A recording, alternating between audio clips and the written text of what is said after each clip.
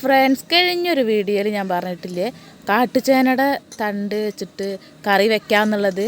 അപ്പോൾ അതിൻ്റെ ബാക്കി വീഡിയോ ആണ് ഞാൻ കറി വെച്ചിട്ട് കാണിച്ചു തരാമെന്ന് പറഞ്ഞില്ലേ. അപ്പം ഇന്ന് കാട്ടുചേനയുടെ തണ്ട് ഇതാ പറിക്കുകയാണ്. ഇതങ്ങനെ വിരിയാറായിട്ടുള്ള കാട്ടുചേനയുടെ തണ്ടാണ് ഞങ്ങൾ മുറിക്കുന്നത്.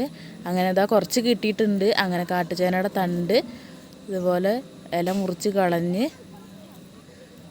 റെഡിയാക്കുകയാണ്.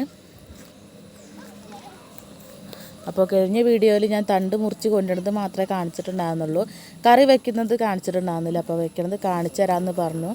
അപ്പോൾ വെക്കുന്നൊരു വീഡിയോ ആണിത്.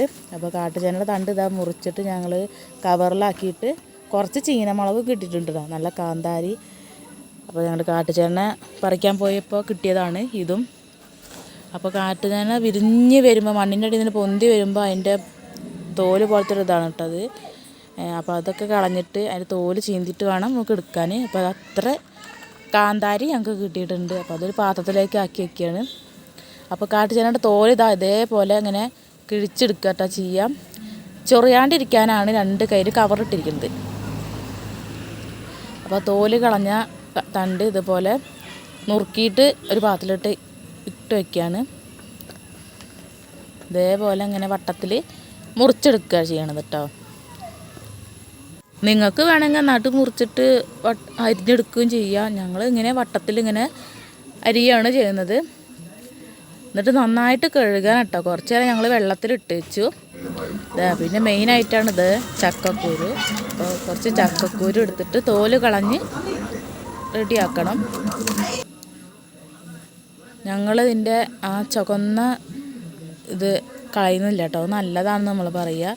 അപ്പോൾ അത് കളഞ്ഞിട്ടില്ല. അപ്പോൾ ഒരു കുക്കറിലേക്ക് ഒരു 3 പച്ചമുളക് ഇതുപോലെ നടു കീറിയിട്ടിട്ടുണ്ട്. ചക്കക്കുരു ആദ്യം ഇട്ടിട്ട് കഴുകിയിട്ടിട്ട് നല്ല കഴുകിയിട്ട് വേണേ ഇട്ടിട്ട് 1 സ്പൂൺ മഞ്ഞൾപ്പൊടിയും കുറച്ച് വെള്ളം ഒഴിച്ചിട്ട് നന്നായിട്ടൊന്ന് വേവിച്ചെടുക്കണം. ചേനയുടെ തണ്ടിന് അധികം വേവില്ലാത്ത കാരണം നമുക്ക് ആദ്യം ഇടേണ്ട ആവശ്യമില്ല. അപ്പോൾ ചക്കക്കുരു നന്നായിട്ടൊന്ന് വേവിച്ചെടുക്കണം. ഇതൊരു നെല്ലിക്ക വലിപ്പത്തിൽ പുളിയാണ് ഞങ്ങൾ എടുത്തിട്ട്, പുളി തന്നെ കുതിരായിട്ടിട്ടുണ്ട്.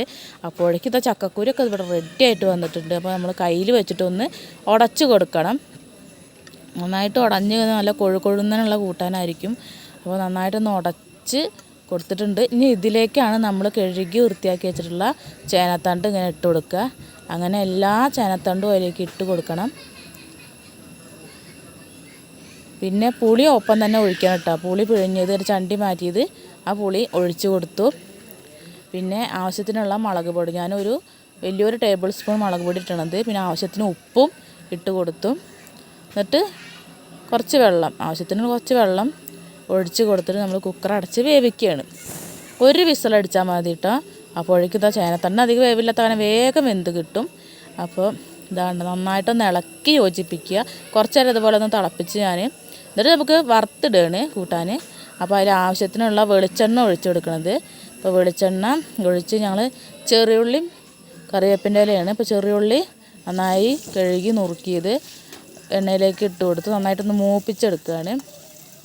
ഒന്ന് മൂത്ത് വന്നതിന് ശേഷമാണ് കറിവേപ്പില ഇട്ട് കൊടുക്കുന്നത്. അപ്പോൾ ഉള്ളി ഇതവിടെ മൂത്ത് വന്നിട്ടുണ്ട്. അപ്പോൾ ആവശ്യത്തിനുള്ള കറിവേപ്പില ഇട്ട് കൊടുത്ത് നന്നായിട്ടൊന്ന് ഇളക്കി യോജിപ്പിച്ച്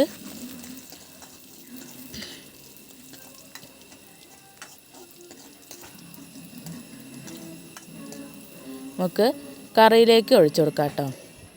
ആ ചൂടോടെ തന്നെ കറിയിലേക്ക് ഒഴിച്ച് കൊടുത്തു. അപ്പോൾ അതാ നമ്മളെ നാടൻ രീതിയിലുള്ള കാട്ടുചേനയുടെ തണ്ടും കൊണ്ട് വെച്ചിട്ടുള്ള ഒരു അടിപൊളിയല്ലേ കൂട്ടാൻ റെഡി ആയിട്ടുണ്ട്. ഇതേപോലെ ഒന്ന് എല്ലാവരും ഉണ്ടാക്കി നോക്കണേ.